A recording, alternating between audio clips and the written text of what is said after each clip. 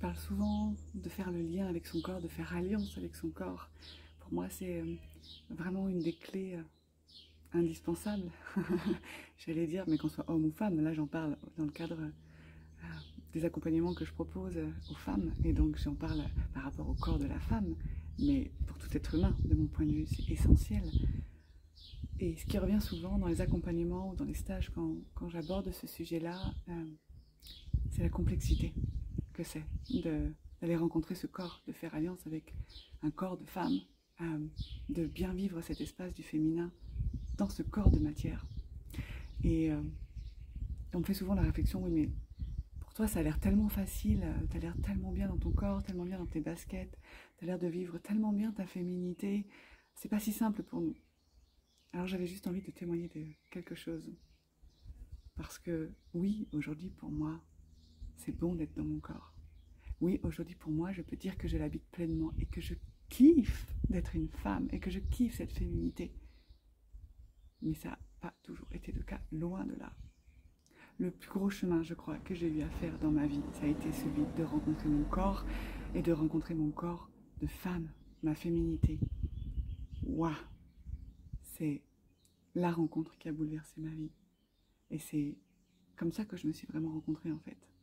Et c'était loin d'être gagné, mais loin d'être gagné. Ça a été un chemin avec le féminin, avec le corps.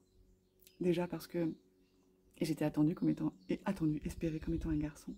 Et que même moi, j'aurais aimé préférer être un garçon. Ce qui fait que j'ai grandi un peu dans cet espace de garçon manqué. Vous savez, je ne sais pas si vous avez déjà entendu cette expression. Maintenant, je la trouve horrible. Garçon manqué, ça veut dire que je suis ni un garçon ni une fille. Et en même temps, je vois bien qu'il y a une partie de moi qui a envie de se reconnaître en tant que fille, en tant que femme, maintenant, mais en tant que fille à l'époque, et qui ne se reconnaît pas du tout dans l'espace du garçon. Et en même temps, il y a plein de trucs dans l'espace des filles qui ne me convenaient pas du tout. Parce que moi, je voulais être forte, et je croyais que c'était pas fort une fille. Moi, je voulais être libre, et je croyais que c'était pas libre une fille. Alors voilà, il y avait déjà toutes ces croyances-là qu'il a fallu que je revisite. Et puis le rapport au corps, que j'ai beaucoup utilisé comme une machine, que j'ai beaucoup malmené, qui a été très compliqué pendant l'adolescence. Je l'ai malmené en le nourrissant mal. J'ai vécu tout l'espace des troubles alimentaires. Je ne sais pas si vous avez suivi le live que j'avais fait avec une collègue qui accompagne les femmes justement à sortir des troubles alimentaires obsessionnels. Parce que c'est quelque chose que j'ai vécu aussi et qui a fait partie de mon chemin de réconciliation avec mon corps. De ne pas chercher à faire de ce corps une machine ou une image qui réponde à ce que le corps d'une femme est censé être. De me réapproprier, ça veut dire quoi être une femme en fait? Est-ce que je me reconnais vraiment en tant que telle? Oui, d'accord, mais alors ça veut dire quoi? Et comment je fais pour être à l'aise avec ce corps? Et comment j'accepte en fait toutes les croyances, comment je les transforme et comment je prends possession de cette matière, comment j'apprends à l'écouter. Parce que bah oui, je suis une femme, donc j'ai mes lunes une fois par mois, voilà, ce sang qui coule. Mais en réalité, je l'oubliais plein de fois. C'est-à-dire que tous les mois, j'avais les mêmes symptômes. J'avais mal au ventre, je me sentais un peu déprimée, voire très déprimée. Et je comprenais pas, jusqu'au moment où j'allais aux toilettes et où je disais « Ah, c'est parce que j'ai mes règles, d'accord. » Mais je ne m'en souvenais jamais, ça ne prenait pas, tellement j'étais dans le déni de cette cyclicité, de cette nature cyclique, tellement j'étais dans le déni de ce corps. Et ça m'a emmenée, puisque j'avais une nature robuste et que, voilà, pour moi, c'était valorisant d'être résistante, de jamais s'arrêter, d'être toujours pleine d'énergie, de toujours y aller, toujours être en passage en force, d'être capable de tout traverser, de pouvoir toujours tenir le choc.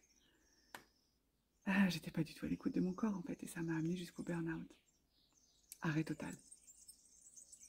Et là, je me suis pris une grosse claque, parce que pourtant, j'avais déjà commencé ce chemin de rencontre avec moi-même. Je croyais que j'étais à l'écoute de mon corps. Je croyais que j'avais rencontré enfin cette femme. Alors oui, j'avais commencé. Mais c'était pas encore là. Et ça a été une grosse claque. Et c'est à partir de là que j'ai commencé à vraiment apprendre à écouter parce que on m'avait pas appris, parce que je ne savais pas faire.